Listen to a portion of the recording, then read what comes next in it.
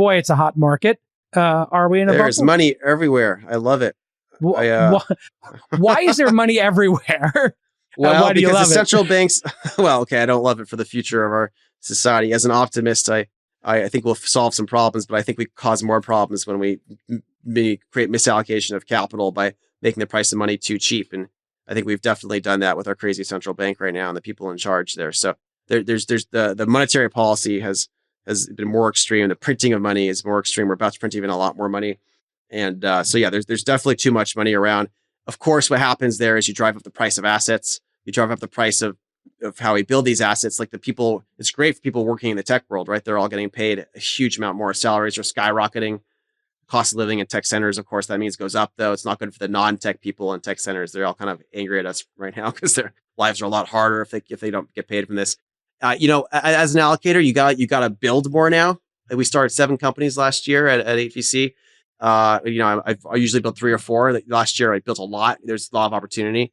You got to do more early stage. I'm doing a lot more. Why do you have to do more building? Explain to people as a capital allocator why building is better than investing in this kind of market. Well, when in this kind of market, people, so you used to I did a lot of Series A's and B's. That's our standard thing to do. And if you used to be a good Series A, you put 10 million to work for 25% of the company or something. That's like a normal series. Or even before that, it's 5 million to work for 25% of the company. And then it used to be a B. It's maybe like 15 for 15%, like 100 million valuation. Now these valuations are often 2-3 times as high. So you're getting a much smaller piece of the company for the same amount of money. And when we work on a company, we want to be able to get in at a fair, good early price, and we want to be able to help it and help build it. And one of the best ways to do that is to start it ourselves, because then we can lead the first round. We could buy 30% of it, and we could be really involved in scaling it up. And now we have our share of the company for 3, 4, 5 million, whatever it is, and it's a bigger share than we get otherwise. And it's just a great way to get exposed. We know the top talent to bring in. Obviously, you can't build everything yourself. A lot of the best companies you still got to write checks into. But if you can build some great companies, then that's a huge advantage in this market. You can suddenly have much more of a company for cheaper. So things are overpriced at the A and the B. We're seeing that consistently. So you want to go earlier or just make it yourself. Either way. You want to do things that require more capital. So there's actually the one good thing about this, or one of the good things about this market, is there's a lot of problems out there that require a lot of capital. I told you earlier I want to own infrastructure for advanced biomanufacturing. Our A round for that company that we started with our friend Bob Nelson, our A round was a $750 million round for half the company. And we used that to buy plants and to hire people and to scale it up. And that's you couldn't have done that 3 or 4 years ago. Not only because the technology wasn't ready, but you just couldn't raise $750 million for half of a company. People would look at you like, what the hell's wrong with you? And in this market, we convince people to do it. Where's all the money coming from? Who are the LPs who are driving this? Is it the same LPs putting in more? Is it more new LPs? There's a lot of pensions that have had increased, allocation to the space. A lot of pensions, they gave allocation to the space 5, 6, 7, 8 years ago. With firms like mine and our co-founders of Resilience, Bob's firm, he sent them back billions of dollars because he did great. And now they're like, oh, you sent me back billions of dollars. Yes, of course I will put $200 billion into your next new idea. And you can do that a few times and you get the money. So you have lots of sovereign wealth funds. This is the wealth funds managed by certain countries that make money every year instead of losing money like we do. So that's Singapore or the Arab countries or other ones. There's the pensions in Canada are very good. The pensions in Australia are very good. There's even pension in Alaska that's not bad because Alaska has all the oil money. It saves money there. It invests it very well. And then of course there's endowments, there's insurance companies, there's big families around the world. I mean, there's all sorts of places where the even Norway, which said they don't have a venture strategy, is now saying they're looking at it. And that would be very interesting because they're half a trillion, 2/3 a trillion or something. I think they're the largest sovereign wealth fund in the world. If I'm not, in that case, they're a few trillion. But yeah, they're really big too. Obviously, I have not interacted with them as much for that reason. They've never done stuff in our space. But you're right; it's becoming obvious the returns. I mean, and think about it: the top talent in the world is working on these innovative problems because there are solutions that are very valuable. So you're attracting all the top talent to the space. Your money is going to work much harder if it's backing top talent, if opposed to not backing top talent. It's you got to think about your money being less lazy, right? Right. It's just sitting there. It's going to, if all this money's being printed and inflation's going to go up, or, there's other people who are going to put it to work and you don't put it to work, you're going to, obviously going to be and then just think of the people you knew in your high school or your college. Your money could be just sitting in a bank that's ultimate lazy. Your money could be backing some of them doing like a bar or a restaurant or a little, or who knows, and that's like probably not very good either. And money could be backing like the smartest 3 people you knew, and there's a good chance it'd be working a lot harder for you. And so that's what we're doing in this sector. Norway Government Pension Fund Global, according to this website, number one, 1.36 trillion, right ahead of China Investment Corporation, 1.2, and then Kuwait, Abu Dhabi, Hong Kong. Abu Dhabi Investment Authority is significantly bigger than 1.3, but they don't disclose it. So I think maybe that's part of what's going on there. Yeah. How do you feel about taking money as an LP from the Middle East or China? So I don't take it from the Chinese government. I've had Tencent for a long time, just as a small LP. I think keeping a relationship with them is useful, but they're very small. It's like 1% of my capital or so. And that's like the one I've allowed in. It's like they acquire a lot of companies and they invest in a lot of companies. They so do, they're super active. And they're part of our ecosystem, and there's smart people there, and they're very impressive.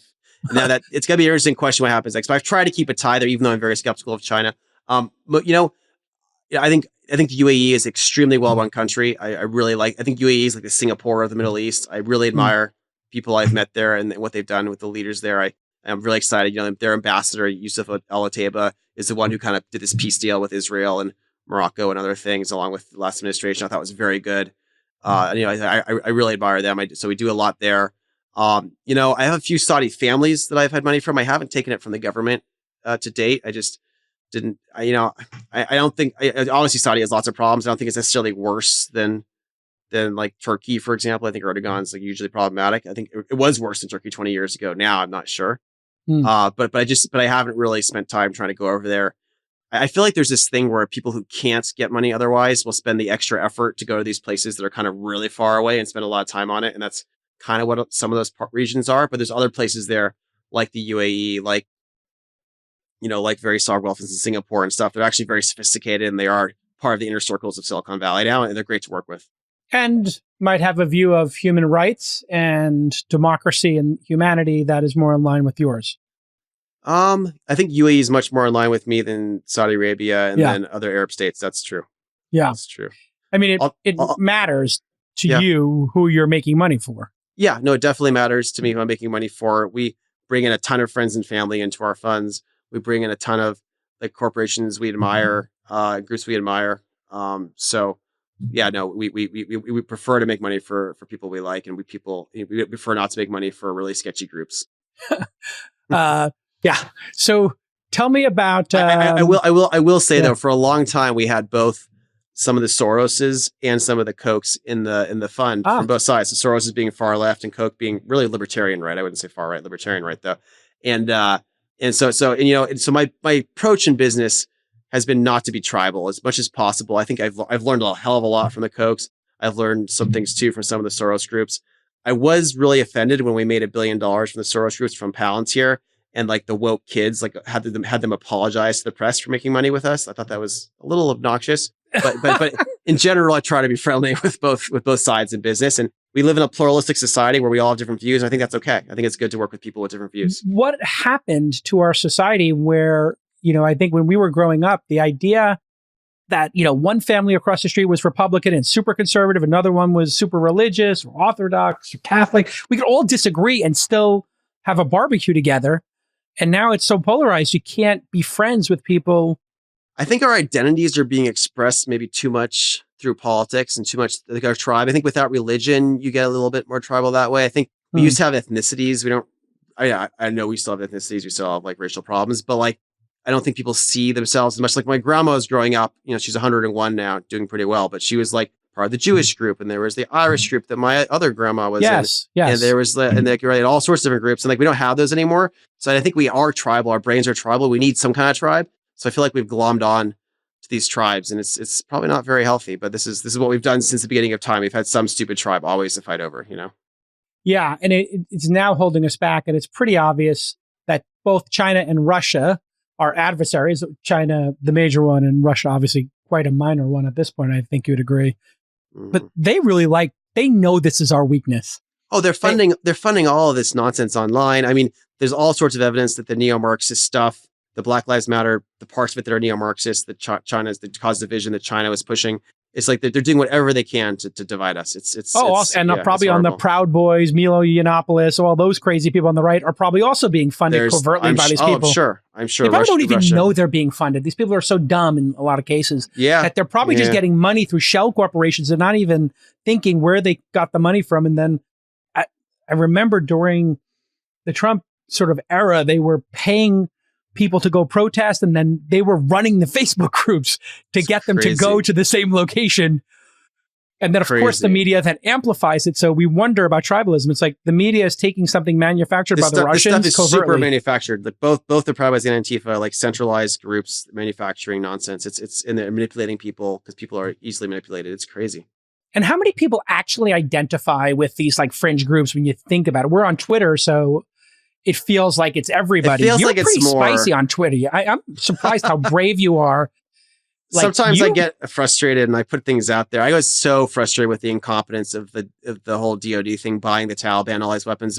You probably know my friends and I have been sponsoring all sorts of charter flights out of Kabul, and now we can't get to Kabul anymore. Yeah, no, it's just like so I'm sitting there like getting calls from, because I used to work with Special Forces community. A lot of these guys are very tied into people who haven't got out yet. And so we're like, and then my other friend, I shouldn't say his name yet, but he's a really impressive guy, and he's been saving students from the women from Kabul University don't want to become these like ISIS or Taliban brides, right? So they're trying to get out, and like he got the Iraqi president to give them a bunch of student visas to go bring them to Iraq, and so my friends and I helped fly a bunch of them out, helped pay for the room and board in Iraq, and there's just all, and then now the efforts are harder. We're trying to fly people out of like the other regions because obviously you can't get out of Kabul anymore, so we're going over land and then flying out. And so we're spending a lot of money on this. A lot of friends are as well. And it's like, we could have just bought maybe a few less attack helicopters for these guys and used that money from the government instead to help our allies. Like maybe that would have been a better use. I think it was like 63,000 machine guns we bought them, 365,000 or so assault rifles. I mean, come on, this is ridiculous. That was our mutual friend, David Sachs, felt that was like the entire last 10 years was just a giant wealth transfer to the military industrial complex to send equipment over there. And what did we get out of it, right? It's just, it is a military industrial complex thing. And that's why I build things in the military right now, because the existing ones are just super corrupt. And by the way, this is why I like building startups and then like not being as involved, because I think it is like kind of soul destroying to run a large military company at some point if you get to be too big, because then your incentives are very badly aligned, right? As we're seeing.